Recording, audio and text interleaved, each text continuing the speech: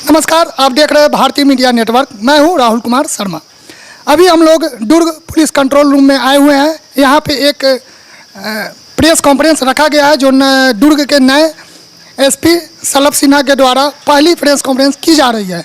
यह press conference एक चोरी के मामला में खुलासा किया जा रहा है, जहां पे एक नग लैपटॉप, स्कूटी और 11 लाख के लगभग सोना चांदी का बरामद हुआ है। इसी मामले में प्रेस कॉन्फ्रेंस कर रहे हैं। देखते हैं दुर्ग के नए एसपी सलभ सिन्हा के द्वारा इस प्रेस कॉन्फ्रेंस में क्या कहा गया है। अमलेश्वर थाना अंतर्गत विगत 4 महीनों से लगातार जो वुड आइलैंड रेजिडेंशियल सोसाइटी है वहाँ पे चोरी की शिकायतें आ रही थी। सोने मकानों को टारगेट करके ताला तोड़ करके चोरी किया जा रहा था। सूचना मिलने पर जो अमलेश्वर थाना और anti crime and cyber unit की ज्वाइंट टीम लगातार चोरों की पतासाजी में लगी हुई थी। इसी कड़ी में वहाँ के जो सीसीटीवी फुटेजेस हैं उनका लगातार निगरानी किया गया, उनका एग्जामिनेशन किया गया और उससे कुछ क्लूज़ मिले। उस क्लू के तहत हम लोग रायपुर पहुँचे। रायपुर में भी वहाँ की पुलिस के साथ सहयोग लेकर के वहाँ की सीसीटीवी फुटेजेस को देख करके हम लोगों ने जो मुख्य आरोपी है चोरी का, सोनू विश्वकर्मा, उसको रायपुर से गिरफ्तार किया। गिरफ्तार करने के बाद उससे पूछताछ में उसने अपनी चोरी कबूली है और 6 अलग अलग घरों से जो इसने ताले तोड़ करके चोरी की थी उसकी मशरूका को बरामद कराया है। कुल लगभग 11 लाख का मशरूका है, जिसमें सोने चांदी के ज्वेलरीज हैं और साथ साथ कुछ कैश है, एक लैपटॉप है। और इसके साथ फिर हम लोगों ने जब और बातचीत की तो इसने और 2 अपने साथियों का नाम बताया, जितेंद्र और शंकर, जिन लोगों ने इसके साथ मिल करके जो माल है, चोरी का माल है, उसको खपाने में मदद की थी। तीनों को हम लोगों ने न्यायिक हिरासत में आज कोर्ट हम भेज रहे हैं और आगे की जो कार्रवाई है वो जारी है। अभी तक जो पूछताछ में जो भी तथ्य हैं उसके हिसाब से मुख्य जो चोरी करता था सोनू और उसके साथ 2 आरोपी थे, वो लोगों ने भी बीच बीच में चोरियों में साथ दिया है, पर उन दोनों का मुख्य काम था जो ज्वेलरीज को डिस्पोज करना होता था, वो उसमें मदद करते थे उसकी। हाँ, ये लोग ज्वेलरीज, क्योंकि ये लोग खुद ही कलाकारी जानते हैं ज्वेलरी की, तो ये लोग उसको गला करके फिर उसको जो जिस तरीके से भी खपाना होता था खपा देते थे। सर, जिसके पास ये लोग बेचते थे उनके ऊपर कार्रवाई की जाएगी? हम लोगों ने इनसे जो भी पूछताछ की है उसमें जैसे भी तथ्य आए हैं उसके हिसाब से अभी तक किसी और की संलिप्तता इसमें जाहिर नहीं हो पाई है, लेकिन क्योंकि विवेचना जारी है और आगे अगर संलिप्तता भी पता चलती है तो कार्रवाई की जाएगी। थाना अमलेश्वर जो वुड आइलैंड अपार्टमेंट है, जहाँ पे काफ़ी सारे लोग रहते हैं, वहाँ पे पिछले कुछ समय से लगातार चोरी की शिकायतें आ रही थी। कई घरों में ताले तोड़ करके ज्वेलरीज भी थी और कुछ कैश भी वहाँ से चोरी हुआ था। तो इस मामले में जो हमारी anti crime and cyber unit है और थाना अमलेश्वर की संयुक्त टीम अलग अलग एंगल्स पे जांच कर रही थी। साइबर इनपुट्स के साथ साथ सीसीटीवी फुटेज वगैरह भी उस इलाके का देखा जा रहा था। इसी कड़ी में सीसीटीवी फुटेज में कुछ सस्पिशियस मूवमेंट, कुछ संदिग्ध मूवमेंट हमको दिखे। उस सीसीटीवी का फिर फॉलोअप लिया गया, ट्रेल एक बनाया गया और फिर रायपुर के पास जो धमतरी रोड है, सदानी दरबार, वहाँ से हमको जो मेन मुख्य आरोपी है, जो मेन चोरी करता था व्यक्ति, उसको पकड़ने में सफलता हासिल हुई। जो मुख्य आरोपी है उसका नाम सुरेंद्र विश्वकर्मा है। ये पहले भी चोरी में संलिप्त रहा है और इसने से जब हम लोगों ने पकड़ करके पूछताछ किया तो इसने उस इलाके में चोरी करना कबूल किया है और इससे फिर हम लोगों को लगभग 11 लाख रुपए की मशरूका मिली है, जिसमें कुछ सोने चांदी के जेवर हैं, कुछ कैश है, काफ़ी सारा कैश इसने खर्च कर दिया था।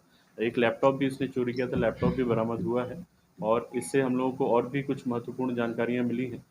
ये सोने चांदी के जो जेवर हैं ये अपने 2 साथियों के साथ में उनको खपाता था। ये जो 2 साथी हैं सोने चांदी का ही काम करते हैं, तो ये लोग अपने पास इसको रख करके फिर धीरे से बेच देते थे मार्केट में इसको। तो तीनों को अरेस्ट कर लिया गया है और आज तीनों को न्यायिक रिमांड पे भेजा जाएगा और उम्मीद करते हैं कि उस इलाके में जो चोरियां लगातार हो रही थी वो इनके जेल जाने से बंद हो जाएंगी।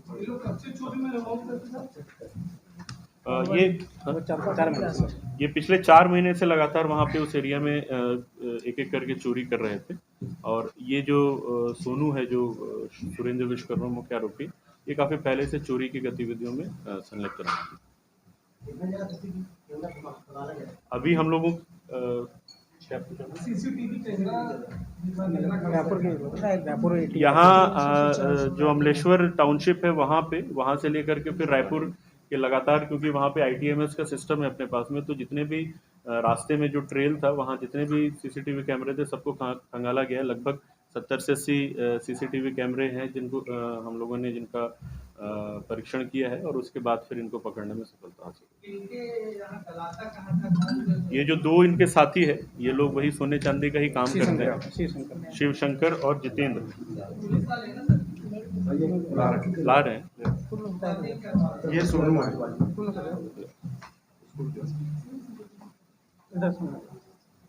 सब आरोपी रहने वाले इसके साथ बिलासपुर और रायपुर के लोग बड़ी चोरी करने वाले। नहीं, ऐसा नहीं है कि ये लोगों को जहाँ मौका मिलता था अभी, क्योंकि वहाँ पे पहली बार चोरी किया उसको सफलता मिली, फिर दूसरी बार किया तो उसका हौसला बढ़ गया कि ये, क्योंकि यहाँ से अमलेश्वर का जो एरिया है वो भागने के लिए अच्छा है, वहाँ रायपुर से घुसे और फिर चोरी करके फिर उस तरफ चले गए, तो उस वजह से इन लोगों ने उस एरिया को टारगेट किया था। ये लोग जो पैसे थे उसको कहाँ खर्च किए बताया? पैसा अपने खुद के जो उपयोग में ही इसने खर्चा किया है।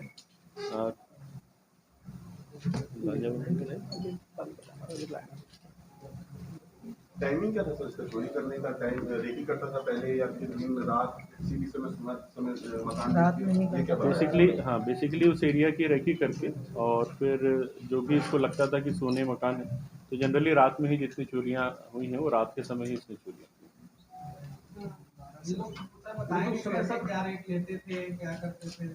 अब वो हम लोग पूछताछ किए हैं, उसमें जो भी जानकारी मिली उसके हिसाब से ही हम लोग जो चालान है उसमें सारी चीज़ें बताएंगे। अमलेश्वर को क्यों चुना था चोरी करने के लिए?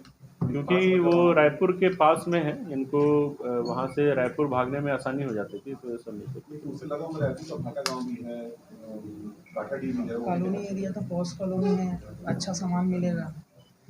देखिए चोरी के लिए जो सबसे उपयुक्त जगह लोगों को लगता है वहाँ पे हाथ मारते हैं।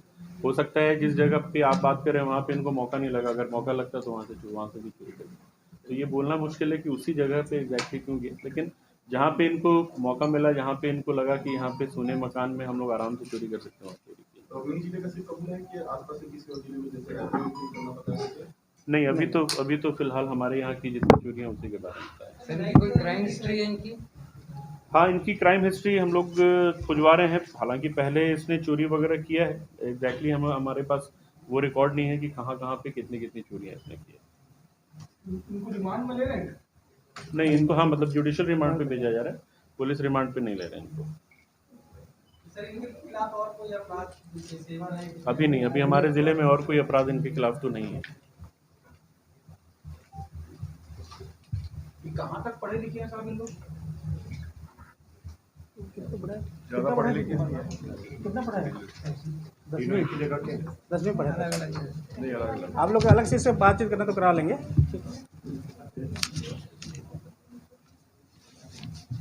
एक बिलासपुर का, एक रायपुर और 2 रायपुर के हैं। जो मुख्य आरोपी है वो बिलासपुर का है, बाकी 2 रायपुर के हैं। आपस में तीनों की पहचान कैसे? पहले जान पहचान या जेल में जान पहचान? ये प्लम्बर का काम करता है, वो उसका ठेकेदार है, उससे इसका परिचय हुआ। ये एक जो जितेंद्र है वो पेवर ब्लॉक का काम करता है, दूसरा साथी भी उसके साथ पेवर ब्लॉक का काम करता था, और क्योंकि दोनों ही सोना चांदी बनाने में मतलब उसकी कारीगरी करने में माहिर थे तो इनकी जान पहचान हुई। अच्छा, ये सोनू जो है क्योंकि चोर है तो ये हमेशा पूछता रहता था कि कहाँ पे अपना माल खपाया जा सकता है, उसी सिलसिले में इनकी जान पहचान आपस में हुई। सर प्राय सभी चोरियों में सीसीटीवी की भूमिका बहुत ज़्यादा रही है, पर इस बीच में एक पॉइंट है कि रायपुर से आके व्यक्ति चोरी करके सामान लेके आराम से और वापस चले जा रहे हैं, तो इस बीच में रोड पे कोई गश्त व्यवस्था को लेके कोई? बिल्कुल, आपकी बात बिल्कुल सही है। अगर हमारे इलाके में आकर चोरी करके चले जा रहे हैं लंबे समय तक तो थोड़ा जो गश्त है उसको सुधारने की आवश्यकता महसूस होती है, और मैं कोशिश करूंगा कि जहाँ जहाँ पर भी ऐसा महसूस हो रहा है कि गश्त की कमी है वहाँ पे कुछ ऐसी व्यवस्था की जाए कि गश्त लगातार होते रहे और इस तरह की घटना ना हो।